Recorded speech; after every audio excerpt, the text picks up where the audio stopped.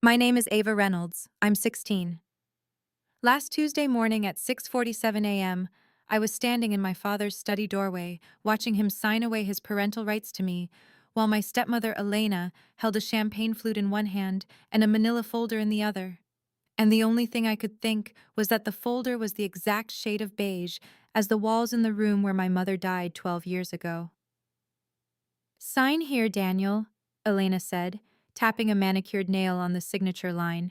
And here, initial the transfer clause. My father didn't look up. He just kept signing, the sound of the pen scratching across paper filling the silence. 3 signatures? 4, 5. What are you doing? My voice came out smaller than I wanted. Elena turned to me with that smile she uses, the one where her mouth curves up but her eyes stay flat. Oh, sweetheart, you're awake. We thought you'd sleep through this. She set down the champagne. Your father and I have been discussing your future, and we've decided it's time to make some changes, adult decisions. What kind of changes? My father finally looked at me. His face was the color of old newspaper. Ava, sit down. I'm fine standing. Sit down. I sat on the leather chair near the window, the one my mother used to curl up in when she'd visit my father's office. I could still smell her jasmine perfume sometimes, though Elena had the room deep cleaned 6 times. Elena perched on the edge of the desk, blocking my view of whatever my father had been signing. Your father and I have been managing your mother's estate for 12 years now. It's been an enormous burden. The properties, the art collection, the trust fund, all of it sitting there, just waiting.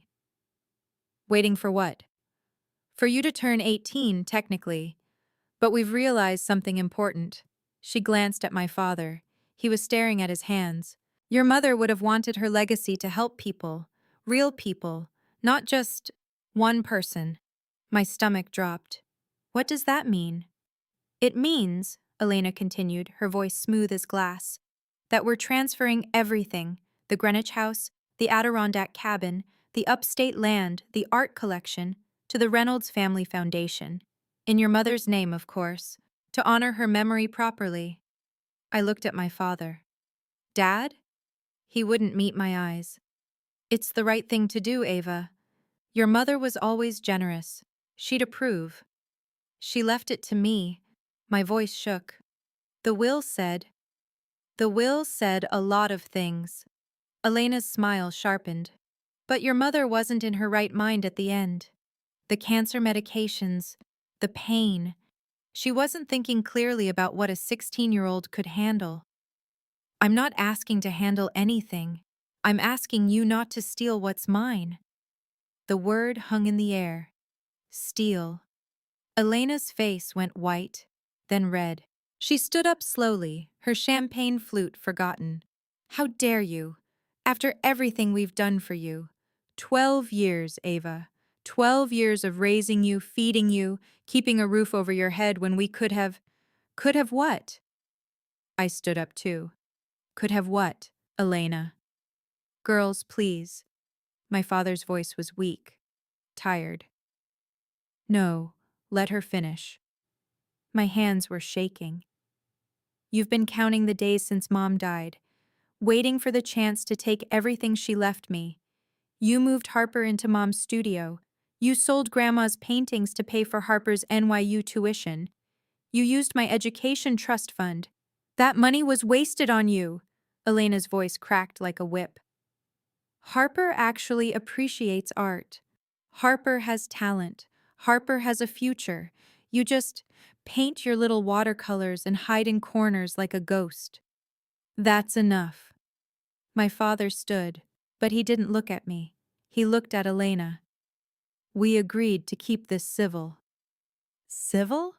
I laughed, and it sounded wrong.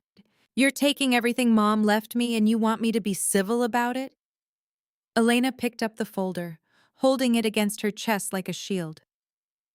Your father has already signed the transfer documents on your 16th birthday as we planned. The foundation gala is next week, Saturday at the Greenwich Country Club. We'll announce the donation then. 300 guests, press.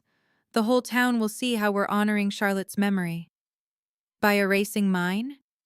By teaching you, Elena said quietly, that the world doesn't revolve around you, freak.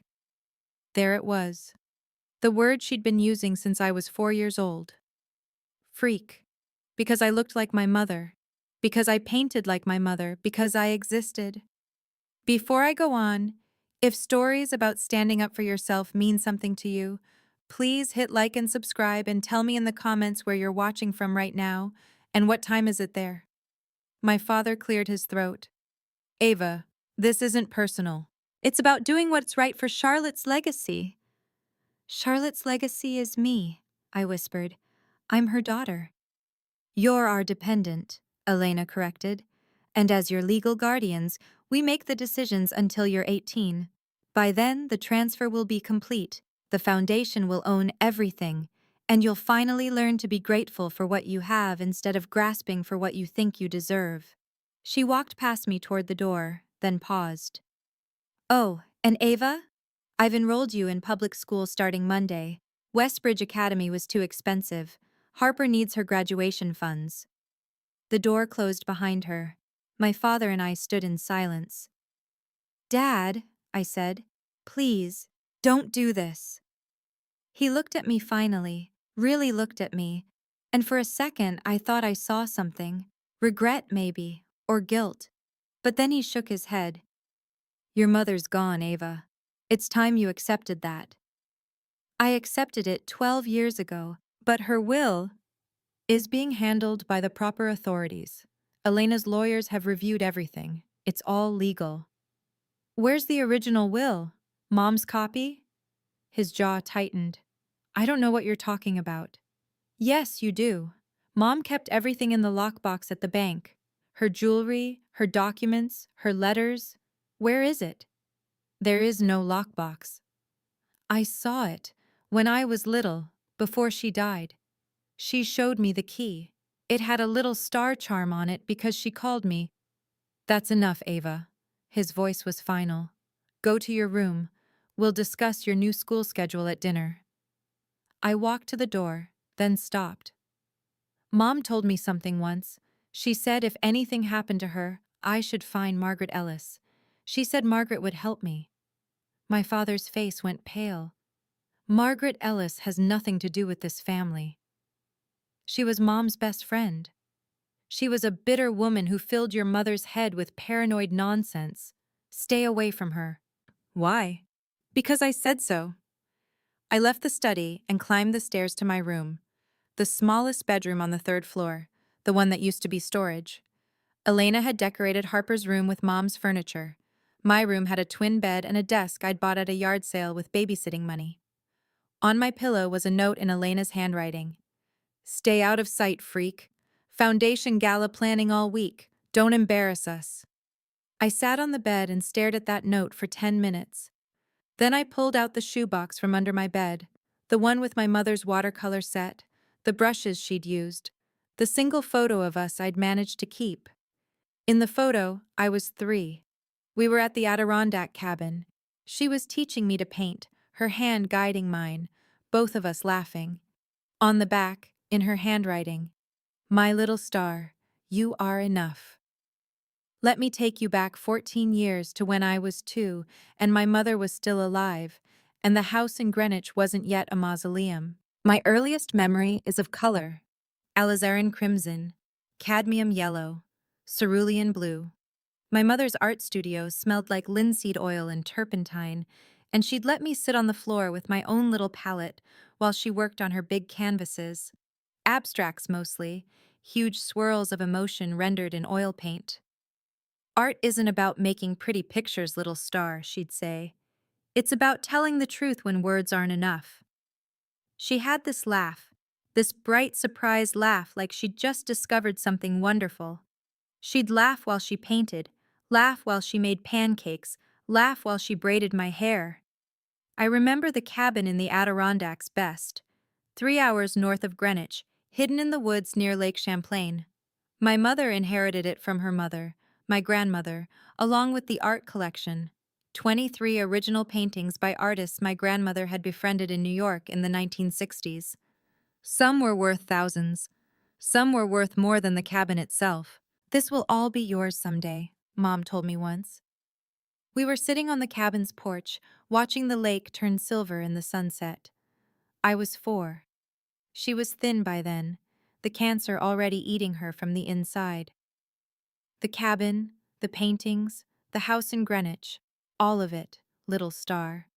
I've made sure of that. "What if I don't want it?" I asked. 4-year-old logic. She smiled.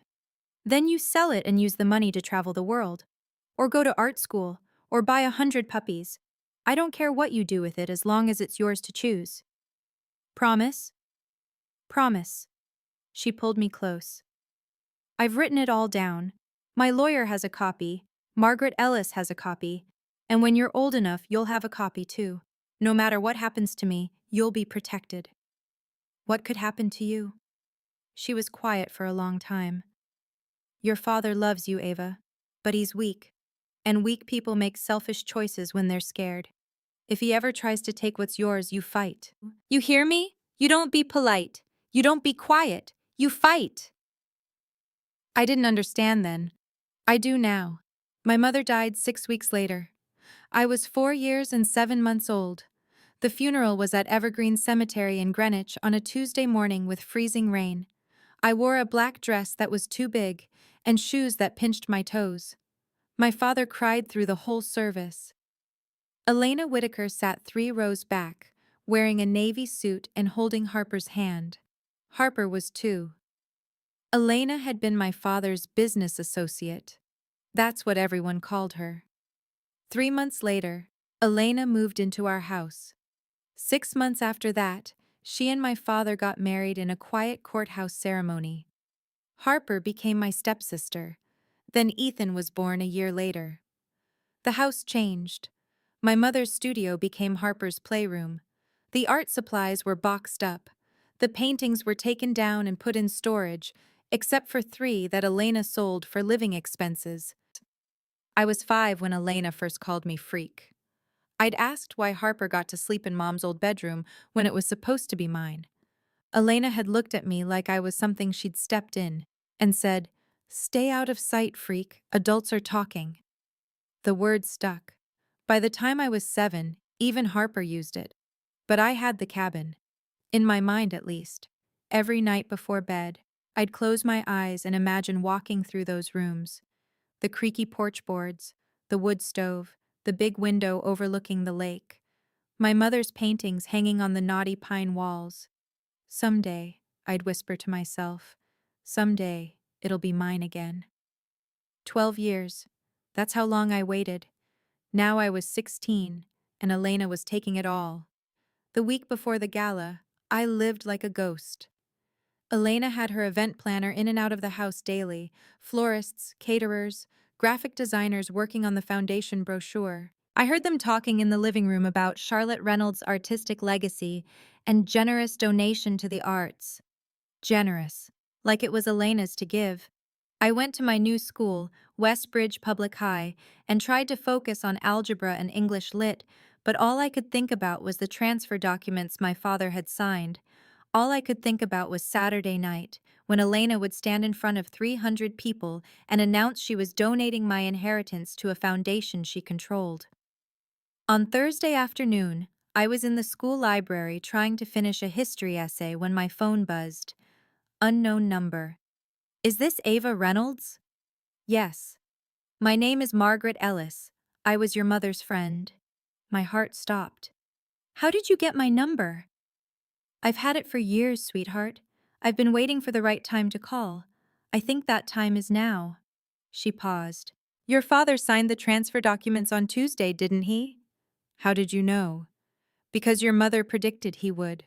12 years ago, when she was dying, she told me exactly what would happen. She said, 'Daniel won't fight for Ava. He'll cave to whoever he marries next. He'll let them take everything.'" Margaret's voice cracked. "Your mother knew, honey, and she prepared." "Prepared how?" "Meet me tomorrow after school. The coffee shop on Maple Street, Brood Awakening. 3:30. Come alone." "I don't know if I can—" "Ava." Her voice was firm now. Your mother left me specific instructions. I've been keeping them for 12 years, but I can only give them to you in person. Do you understand? Yes. And Ava? Don't tell your father. Don't tell Elena. Don't tell anyone. She hung up. I sat in that library for 20 minutes, staring at my phone. Margaret Ellis, my mother's best friend. The woman my father had forbidden me from contacting. She knew. She knew about the will. Friday at 3:30 p.m., I walked into Brood Awakening coffee shop and saw her immediately. A woman in her 60s with silver hair and my mother's eyes. Same deep brown, same laugh lines. Ava. She stood up, and for a second, I thought she might cry. You look just like her. God, you look exactly like Charlotte. We sat. She ordered me a hot chocolate without asking. When it came, I wrapped my hands around the mug and tried not to shake. Your mother and I met in college, Margaret said. Columbia, 1989. We were roommates freshman year. She was studying art history and I was studying law. We were best friends for 23 years. She pulled out a folder. When Charlotte got sick, she came to me. She said, I need you to do something for me. I need you to keep this safe until Ava's old enough to fight. Keep what safe? Margaret opened the folder. Inside was a sealed envelope with my name on it in my mother's handwriting. Charlotte gave me this 2 weeks before she died. She also gave me copies of her original will, her trust documents, and evidence she'd been collecting about your father and Elena. What kind of evidence? The kind that proves everything they've done is illegal. Margaret leaned forward. Charlotte knew your father was having an affair with Elena before the cancer diagnosis. She hired a private investigator. She documented everything: financial records, text messages, meetings with lawyers. She found out Elena was still technically married to someone else in Nevada when she and your father got together. Possible bigamy. My hands went numb. Mom knew? She knew. And she knew your father would cave to Elena after she died, so she made arrangements. Margaret pushed the envelope toward me. This is her letter to you. There's also a key inside. Open it when you're ready. I picked up the envelope. It was heavier than I expected. There's more, Margaret said. Your mother set up a meeting with me every year on your birthday. I was supposed to monitor the situation and intervene if things got dangerous. But Charlotte's instructions were clear. Don't act until Ava asks for help. She wanted you to learn to fight for yourself.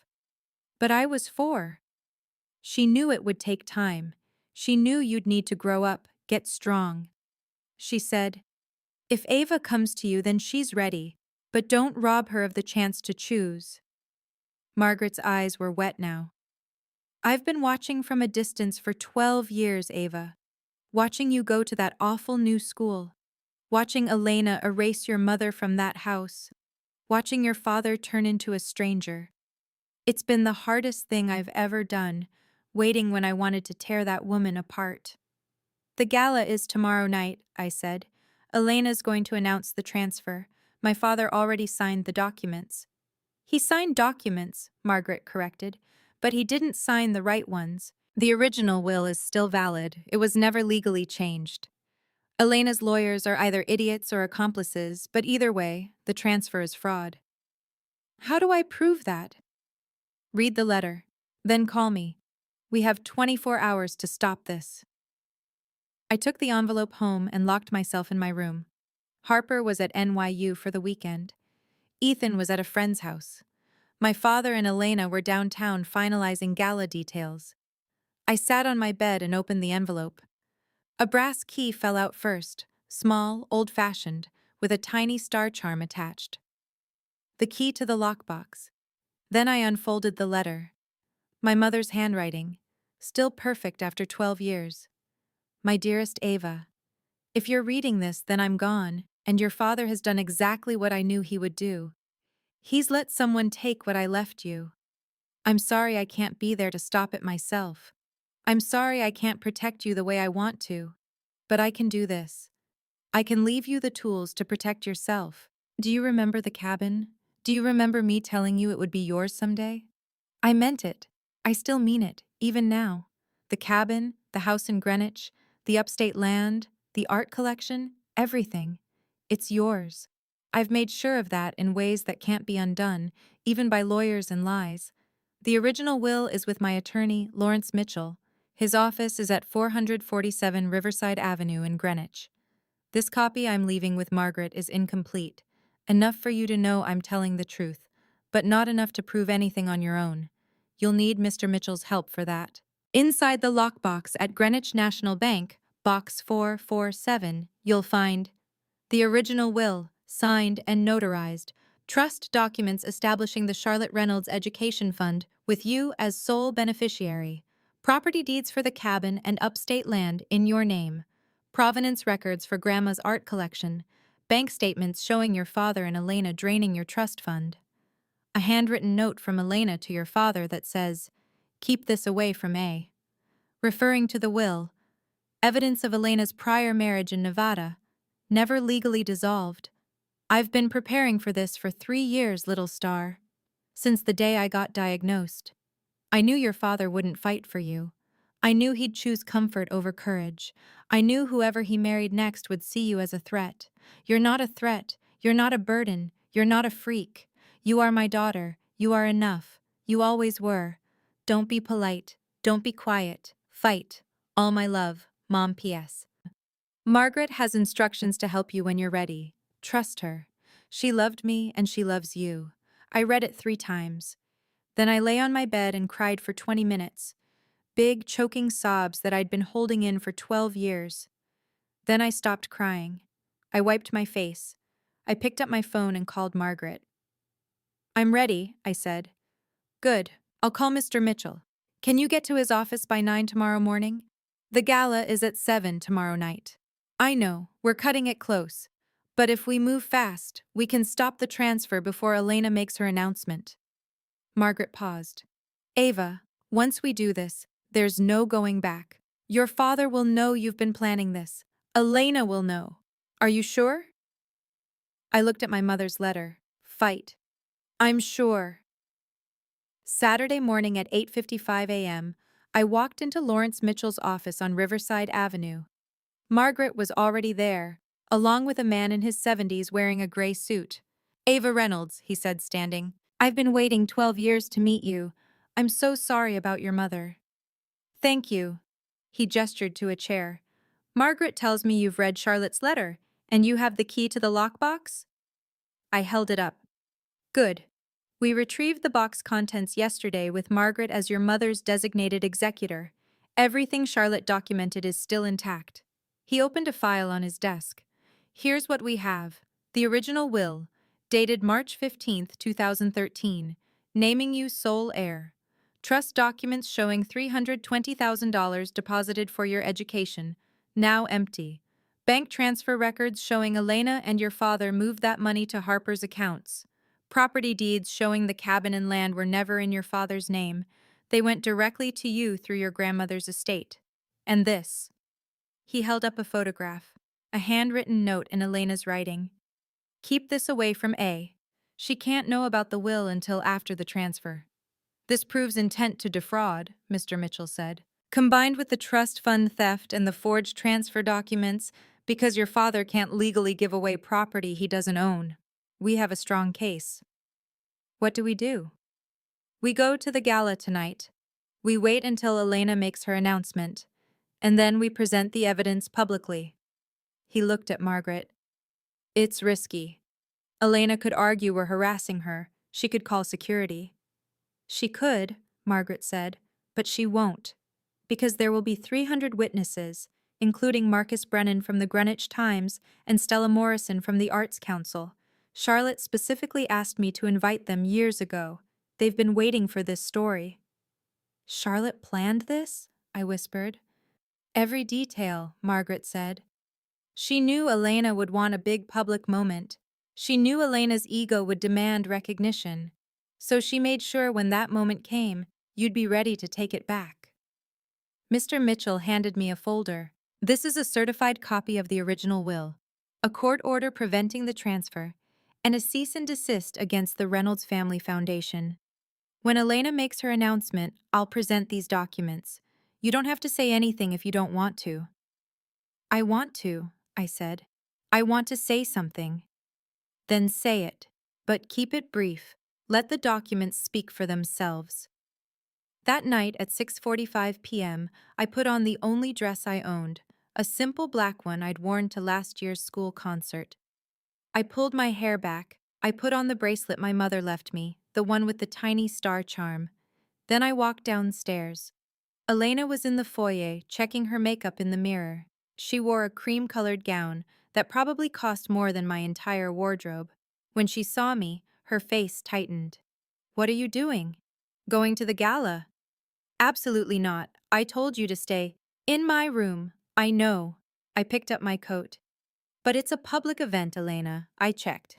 "Anyone can buy a ticket." "Margaret Ellis bought me one." Her face went white. "Margaret Ellis?" "Mom's best friend. You remember her, right?" My father appeared from the living room, already in his tuxedo. "Ava, this isn't a good idea." "It's a great idea," I said. "I'll finally get to see you honor Mom's memory. Isn't that what tonight's about?" Elena's hand shook as she picked up her clutch. "Daniel, handle this." But my father just looked at me, and I saw it again. That flash of guilt. That flicker of the man who used to read me bedtime stories before Elena erased him. "Let her come," he said quietly. "It's a charity event. It's fine." Elena's jaw clenched, but she didn't argue. She just walked out the door.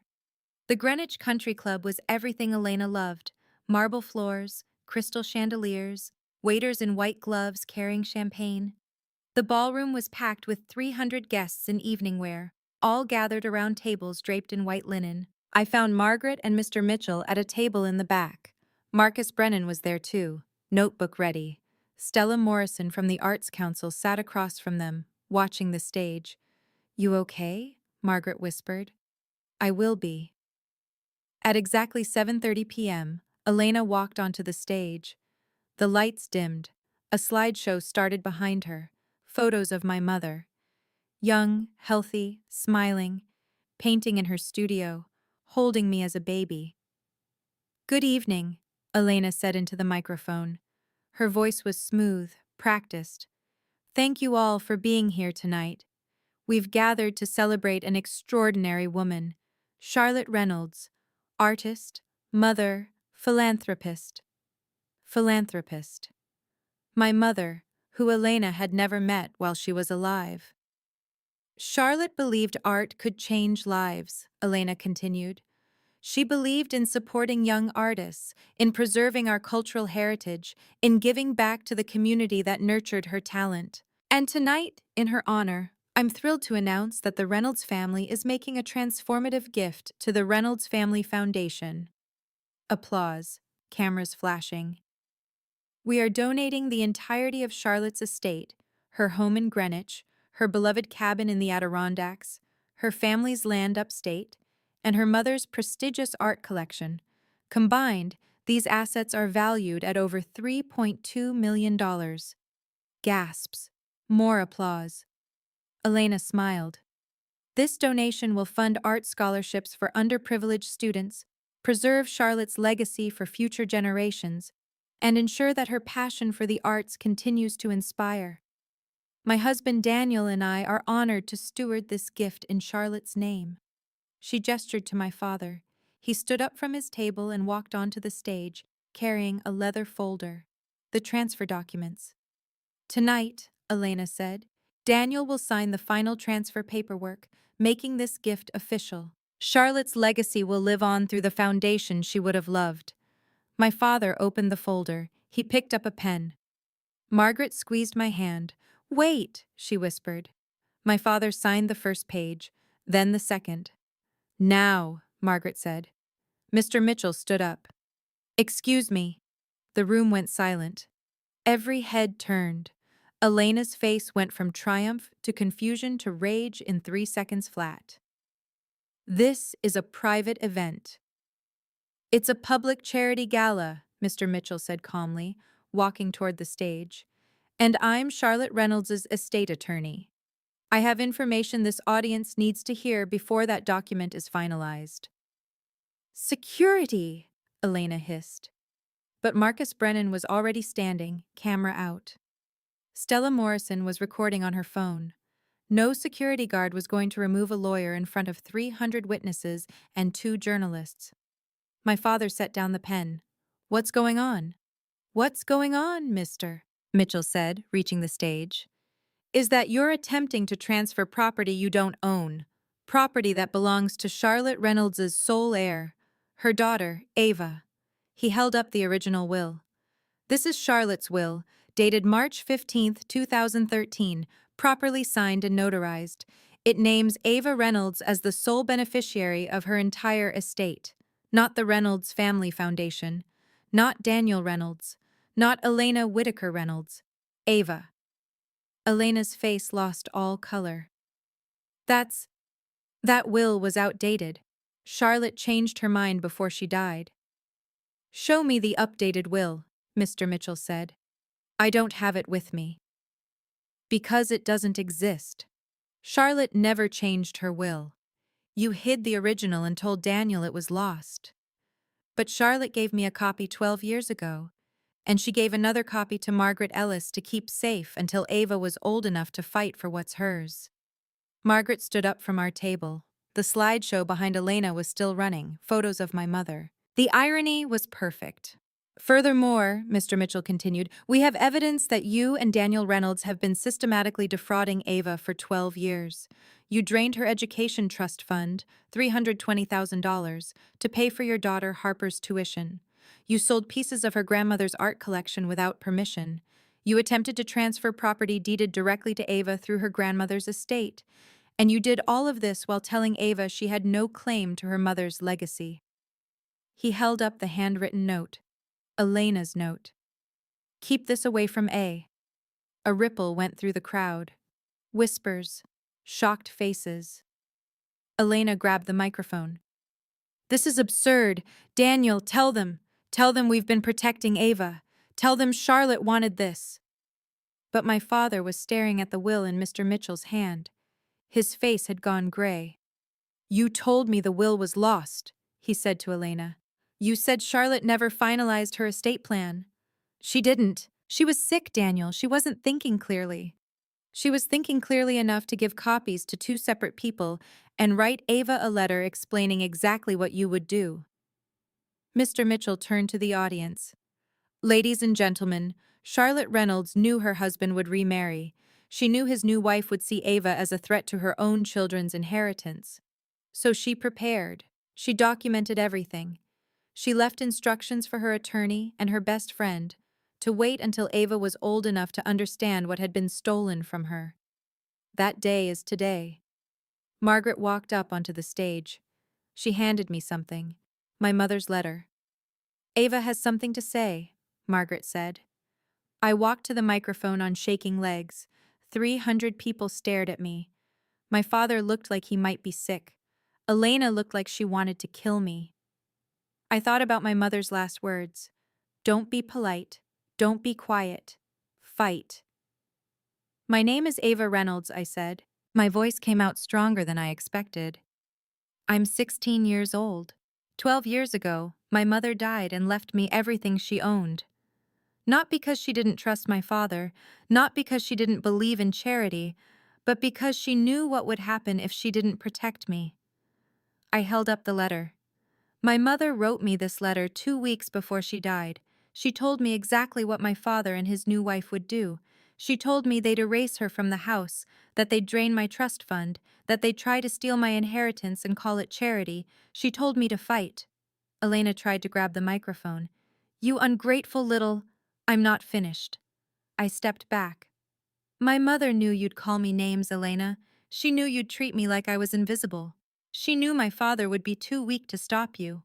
That's why she made sure I had proof." Mr. Mitchell held up the bank statements. $320,000, transferred from Ava's education trust to Harper Whitaker's accounts over 8 years. $0 remaining. That's not charity. That's theft. A man in the front row stood up, someone I didn't recognize. Daniel, is this true? My father opened his mouth, but nothing came out. Elena grabbed his arm. Don't say anything. These documents could be forged. This whole thing could be a setup by Margaret Ellis. She always hated me. I didn't hate you, Margaret said calmly. I pitied you. Because Charlotte told me 12 years ago that you'd self-destruct eventually. She said, people who steal always think they're the victim. They always overplay their hand. She gestured to the stage, the slideshow, the 300 witnesses. This is you overplaying your hand, Elena. Stella Morrison stood up. For the record, I'd like to state that I've reviewed the original will and trust documents. They're legitimate. Charlotte Reynolds left everything to her daughter. This gala, this entire foundation, is built on fraud. The room erupted. Voices overlapping, cameras flashing.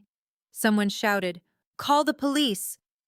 Elena's face crumpled. She turned to my father. Daniel, do something. Tell them we were trying to honor Charlotte.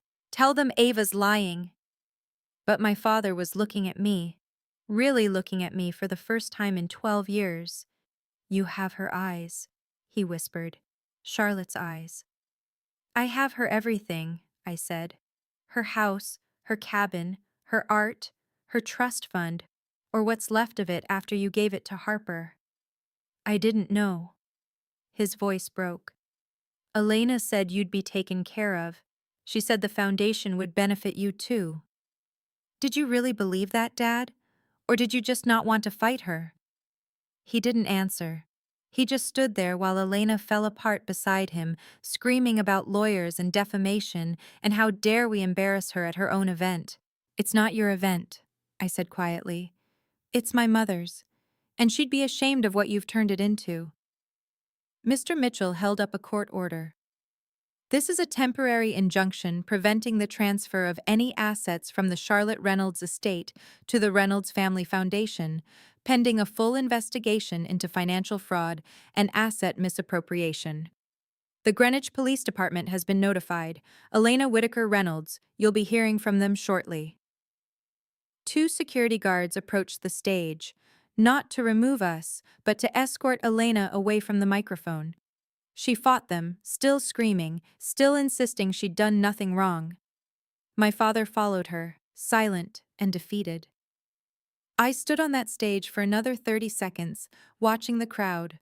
Some people were already leaving, others were taking photos. Marcus Brennan was typing furiously on his laptop. Margaret put her arm around me.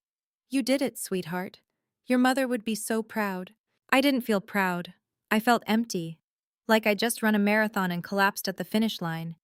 But I also felt free. 3 weeks later, the Greenwich Times ran a front-page story. Local charity founder charged with embezzlement and fraud. Elena's face was right there above the fold, looking exactly like what she was. A woman who'd stolen from a child for 12 years and called it honor. The Reynolds Family Foundation was dissolved. The Education Trust was restored, or what could be recovered anyway. Harper had to pay back every dollar she'd spent on NYU tuition. My father paid back the rest from his own accounts as part of a settlement to avoid criminal charges. The cabin was mine. The house in Greenwich was mine. The art collection was mine. I didn't want the house. Too many bad memories. I sold it and put the money into a real education trust, one that Elena couldn't touch because she was in jail awaiting trial.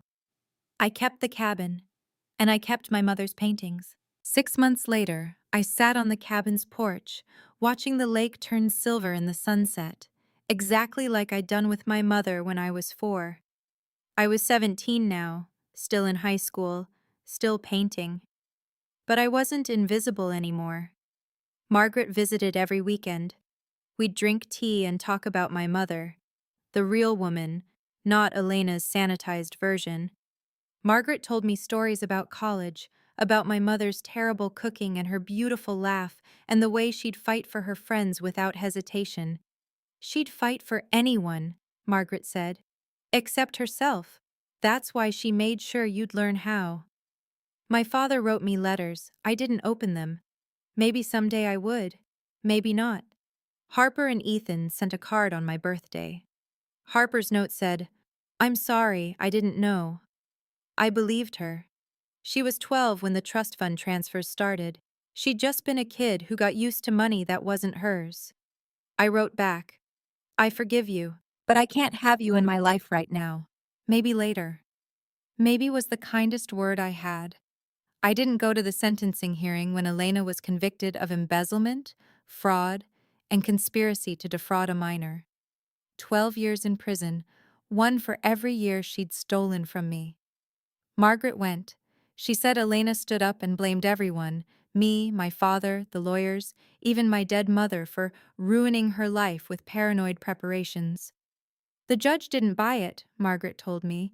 He said, "Mrs. Reynolds, you spent 12 years calling a child a freak while stealing her inheritance. The only person who ruined your life is you." I thought about that a lot. About how people who steal always think they're the victim. About how my mother had known exactly who Elena was and had prepared anyway. About how silence isn't peace. Silence is just the price you pay for someone else's comfort. I opened an Instagram account for my art, not because I wanted to be famous, just because I wanted to exist out loud. I posted watercolors of the lake, the cabin, the woods. I posted the paintings my mother made. I wrote captions about grief and survival and what it means to fight for yourself. People responded. Hundreds of them. Thousands. My stepmother stole from me too. I finally stood up to my father. I didn't know I could say no until I read this. If you're reading this, if you've ever been called a freak, or told to stay out of sight, or made to feel like you don't deserve what's yours, listen to me. You do. You deserve truth. You deserve justice. You deserve to fight back when someone tries to erase you. And here's the thing about fighting back. It doesn't have to be loud. It doesn't have to be mean. It just has to be honest. My mother taught me that. She knew she couldn't protect me from Elena while she was alive. So she protected me from the grave. She left me tools. She left me proof. She left me people who loved her enough to love me too. That's not revenge. That's preparation. If you've ever had to walk away from someone you love to protect yourself, type "I walked away" in the comments. Or, if you chose to stay and fight for your boundaries, type "I stayed and fought." Both are brave. Both are valid.